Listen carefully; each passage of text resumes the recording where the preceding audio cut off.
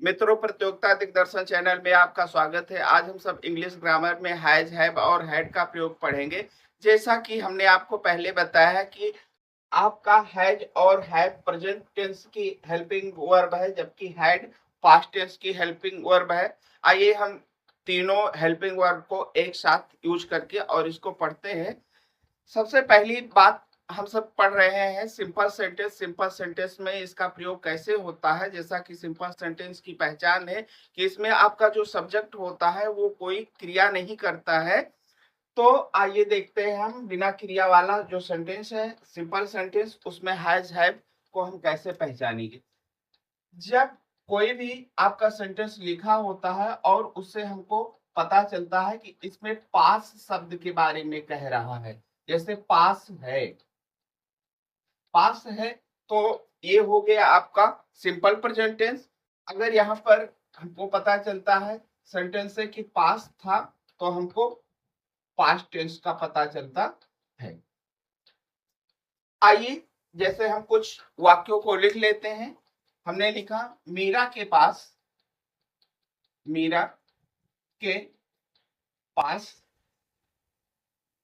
कलम है।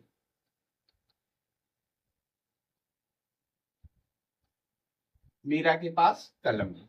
यहाँ पर पास भी शब्द है और है, तो इसका मतलब ये जो सेंटेंस लिखा हुआ है ये आपका प्रेजेंट का है। अगर इस तरीके से लिखा हुआ है मीरा के पास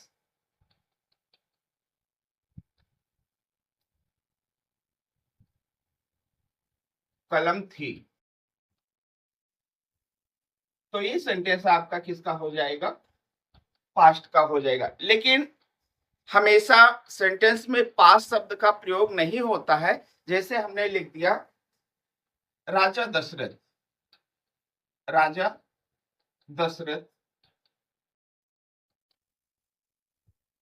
के 4 पुत्र थे।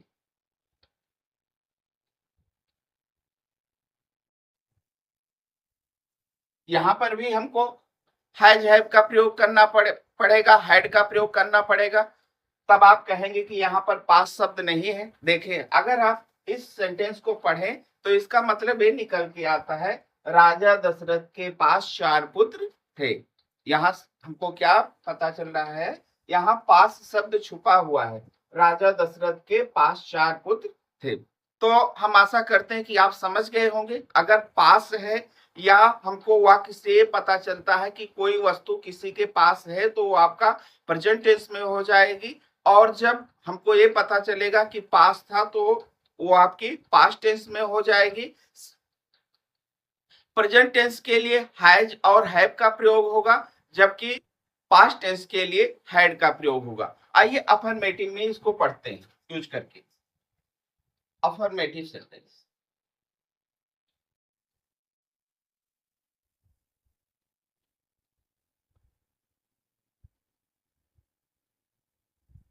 सबसे पहले हम फार्मूला जान लेते हैं। सबसे पहले हम सब्जेक्ट लिखेंगे, फिर हेल्पिंग वर्ब हैज लिख देंगे या हैव लिख देंगे, जैसा सब्जेक्ट होगा। अगर सब्जेक्ट सिंगुलर होगा तो हम हैज लिखेंगे, सब्जेक्ट प्लूरल है तो हैव लिखेंगे।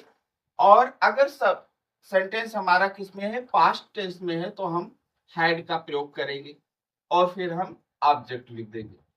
ध्यान देने योग्य बातें यहाँ पर ये है कि हैड चाहे सब्जेक्ट सिंगुलर हो या प्लूरल हो, सबके साथ में हम हैड का ही प्रयोग करते हैं। आइए हम एग्जांपल लेते हैं। इसी को ले लेते हैं, मीरा के पास में कलम है, तो इसका क्या हो जाएगा, सब्जेक्ट कौन है, मीरा। तो मीरा, अब ये आपका किसमें है, प्रेजेंट में है सेंटेंस, तो क्या हो जाएगा, हैज। हैज इस किस लिए, हैज इसलिए क्योंकि मीरा सिंगुलर सब्जेक्ट है। Meera has a pen, Meera has a pen. अब अगर हम पास्ट की बात करें, मीरा के पास कलम थी, तो क्या हो जाएगा, मीरा हैड आ पेन। अब हम प्लूरल सब्जेक्ट को ले लेते हैं। जैसे हमने क्या ले लिया, तुम्हारे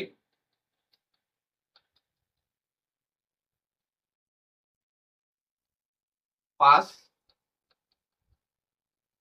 पुरानी कार है, तुम्हारे पास पुरानी कार है। ध्यान देना, अगर सब्जेक्ट हमारा प्लूरल है तो ऑब्जेक्ट भी हमारा प्लूरल होगा। तो यहाँ क्या हो जाएगा, तुम्हारे मतलब तुम, और तुम की अंग्रेजी क्या होती है, यू, और यू प्लूरल सब्जेक्ट है तो क्या हो जाएगा, यू हैड। अगर यहाँ था होता तो क्या हो जाता, हैड हो जाता। जैसा कि हमने आपको बताया कि सिंगुलर सब्जेक्ट या प्लूरल सब्जेक्ट के लिए हैड का ही प्रयोग करते हैं। केवल सिंपल प्रेजेंट टेंस होता है तो उसमें हम हैज और हैव का प्रयोग अलग अलग करते हैं। तो यू हैव ओल्ड कार्स, इसका मतलब ये है कि यहाँ सब्जेक्ट आपका प्लूरल है तो यहाँ पर ऑब्जेक्ट भी प्लूरल होगा।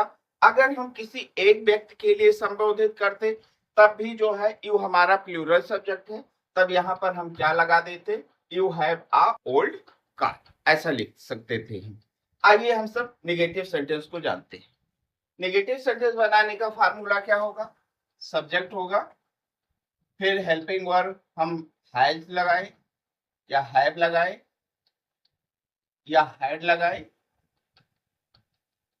और प्लस में हम नॉट लगाएंगे इसके बाद में, और फिर हम क्या करेंगे, ऑब्जेक्ट को लिखेंगे।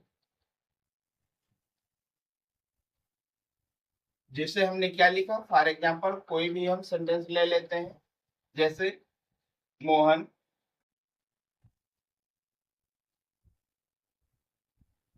के पास गेंद है, मोहन के पास गेंद है, ओ सॉरी नहीं, मोहन के पास गेंद नहीं है। उस स्थिति में क्या हो जाएगा, Mohan has not a ball. हमने अभी यहाँ पर क्या पढ़ा सिंपल प्रेजेंट टेंस में हैज का प्रयोग किया। आइए हम पास्ट में करते हैं।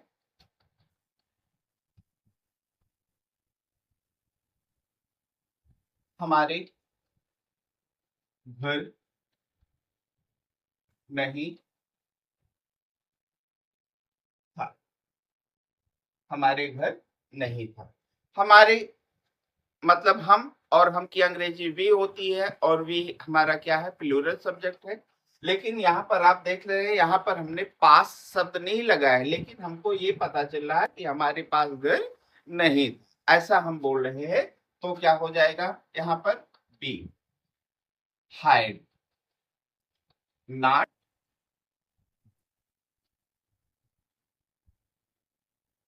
House, we had not house, हमारे पास घर नहीं था।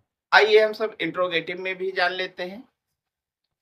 इंट्रोगेटिव सेंटेंस में हमने आपको बताया कि इंट्रोगेटिव सेंटेंस दो प्रकार के होते हैं, एक में प्रश्न सूचक वाक्य के पहले आता है, एक में प्रश्न सूचक शब्द वाक्य के बीच में आता है। जब प्रश्न सूचक शब्द वाक्य के पहले आएगा तो हेल्पिंग वर्ब हैज हैव या हैड का प्रयोग हम सबसे पहले करेंगे, हैज लगाएंगे या हैव लगाएंगे या हैड लगाएंगे। इसके बाद में हम सब्जेक्ट लगाएंगे, और सब्जेक्ट के बाद में हम क्या करेंगे, ऑब्जेक्ट लिखेंगे, और अंत में क्वेश्चन मार्क लगा देंगे। जैसे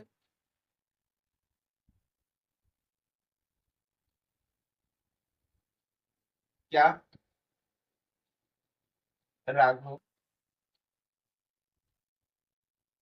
के पास गाय है, क्या राघव के पास गाय है, क्या हो जाएगा, राघव हमारा सिंगुलर सब्जेक्ट है तो इसके लिए हेल्पिंग वर्ब किसका प्रयोग होगा, हैज का प्रयोग होगा। तो क्या हो जाएगा, has Raghav, has Raghav, Raghav a cow, अब हम पास्ट में देख लेते हैं। मोहन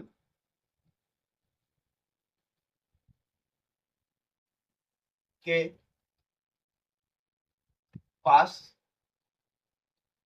क्या शब्द हम पहले लगा देते हैं, क्या मोहन के पास पुराने कपड़े हैं?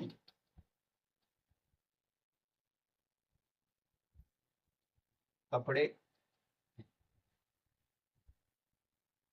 क्या हो जाएगा, ओ सॉरी, यहाँ हम थे लगा दें, कपड़े थे। क्या मोहन के पास पुराने कपड़े थे? इसको हमने किस में बना दिया, पास्ट में बना दिया। तो क्या हो जाएगा, हाइड का प्रयोग हम सबसे पहले कर लेंगे। हाइड मोहन, हाइड मोहन, फिर क्या हो जाएगा, पुरानी की अंग्रेजी क्या हो जाएगी, ओल्ड। और फिर कपड़े की अंग्रेजी क्या होती है, क्लॉथ होती है। कपड़े है तो क्या हो जाएगा, क्लॉथ्स हो जाएगा, क्योंकि कपड़े यहाँ क्या है, प्लूरल है, इसलिए हमने यहाँ पर क्या किया, क्लॉथ की जगह पर हमने इसको, क्लॉथ को हमने प्लूरल बना दिया।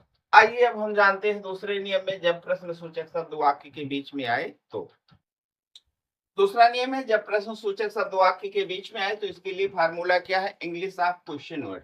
जो भी क्वेश्चन वर्ड है हमारा, उसकी अंग्रेजी को सबसे पहले लिख देंगे, फिर सब्जेक्ट के अनुसार हेल्पिंग वर्ब हैव या हैड लगाएंगे, फिर सब्जेक्ट लगाएंगे, फिर ऑब्जेक्ट लगाएंगे। जैसे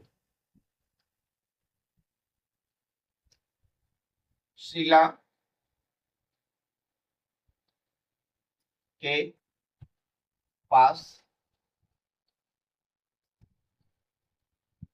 बर्तन क्यों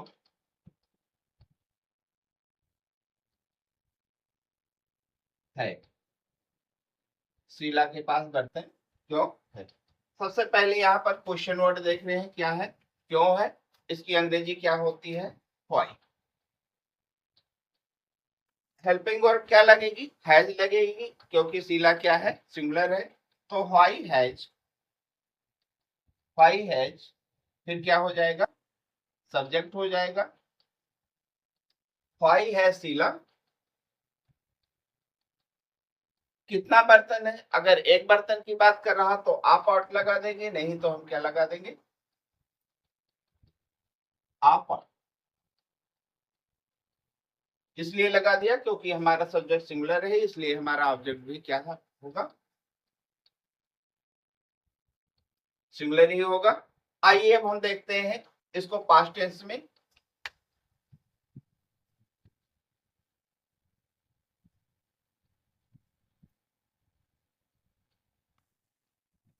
तुम्हारे पास घोड़ा कब था, तुम्हारे पास घोड़ा कब था। ये हमारा था शब्द आ गया लास्ट में, तो इसका मतलब क्या है, ये पास्ट टेंस में है, क्या हो जाएगा, व्हेन। कब की अंग्रेजी क्या होती है, व्हेन हाइड। हेल्पिंग वर्ब क्या हो जाएगी, हैड हो जाएगी, यू हॉर्स। और क्वेश्चन मार्क लगा देंगे। अगर ये सारे सेंटेंस नेगेटिव हो तो हमेशा सब्जेक्ट के बाद में नॉट लगा देते हैं। जैसे यहाँ पर होगा शीला के पास बर्तन क्यों नहीं है, तो हमारा नॉट कहाँ लग जाएगा, शीला के बाद में लग जाएगा, पहली स्थिति में भी और दूसरी स्थिति में भी हमारा नॉट कहाँ पर होगा, यू के बाद में भी होगा। कहने का मतलब ये है कि प्रश्न सूचक शब्द चाहे वाक्य के पहले आए या वाक्य के बीच में आए, नॉट का प्रयोग हमेशा सब्जेक्ट के बाद में ही होता है। जय हिंद।